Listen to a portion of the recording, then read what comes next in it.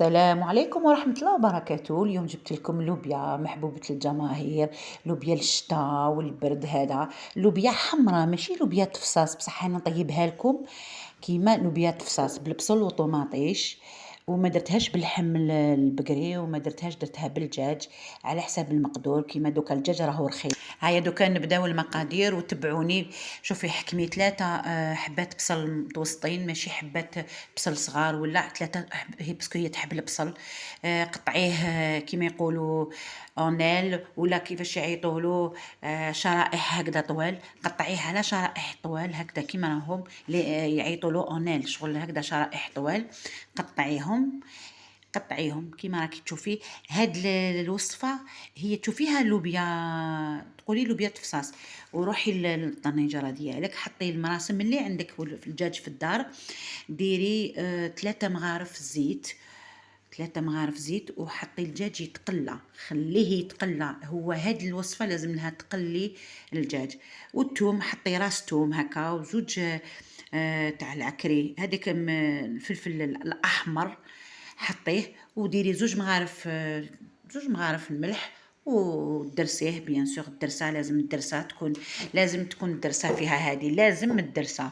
وحكمي المهراز، ومن بعد حكمي هذاك البصل. بعد ما تقلات بيان هذاك الدجاج، تقلى ودخلو طياب، لازم يدخلو طياب شويه. ارمي هذاك البصل وقعدي تقلي فيه.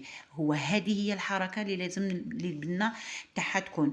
وخلينا حنايا اللوبيا تغلي. هذيك اللوبيا انا خليت لوبيا مقدار تاعها رطل، وانا درتو مقدار تاع رطل. فوالا هذه هي مقدار تاعها رطل. تجيب لك كوكوطه تفطري وتعشي بها، ولا عندك عائله كبيره هذا واش لازم. توابل واش ديروا مغرفه راس الحانوت كيما راكم تشوفوا فيا درت. ديروا مغرفه راس الحانوت، وديروا نص مغرفه فلفل اسود كيما يقولوا البزار، وديروا مغرفه عامره كمون، وديروا مغرفه فلفل احمر، لازم نديروه. فوالا. وهذاك الثوم بعد ما درستو، الدرسه هي الصح، هذه هي درستها باش تجيك حاجه مجمره وبنينه. وقعدي تقلي، ما تمرقيش. مشتوني ما مرقتش، راني غير نقلي، نقعدو غير نقليو. ونديرو زوج حبات طوماطيش، فوالا، ولا 3، وقرن حار ولا حبه حار كيما حبيتو. كل جهه راني نهضر لكم على قرن حار. فوالا. ونحكموا هذيك الطوماطيش، نقطعوها بقشورها وحطوها 3 حبات. فوالا. وقعدوا حمسوا. هي التحماس هو سر نجاح هذه الوصفه. لازم باش تكون بنينه كيما راكي تشوفي. راني نحيتها وحطيت اللوبيا الحمراء. كاين لوبيا بيضة ولوبيا حمراء، ماشي لوبيا التفصاص تشوفيها هكا تقولي لوبيا التفصاص، نو، هذه لوبيا حمراء وتجي بنينه. صدقوني بهذه الوصفه اللي عطيتها لكم تجي تهبل، تجي بنينه. وديري هذاك الرطيل بعد ما غلا في الماء، غلا رمي هذاك الماء ديالو وحكميه وفرغيه لداخل هذيك الاخر، وقعدي توجور تقليه. شفتوني هذا وين باش نمرق.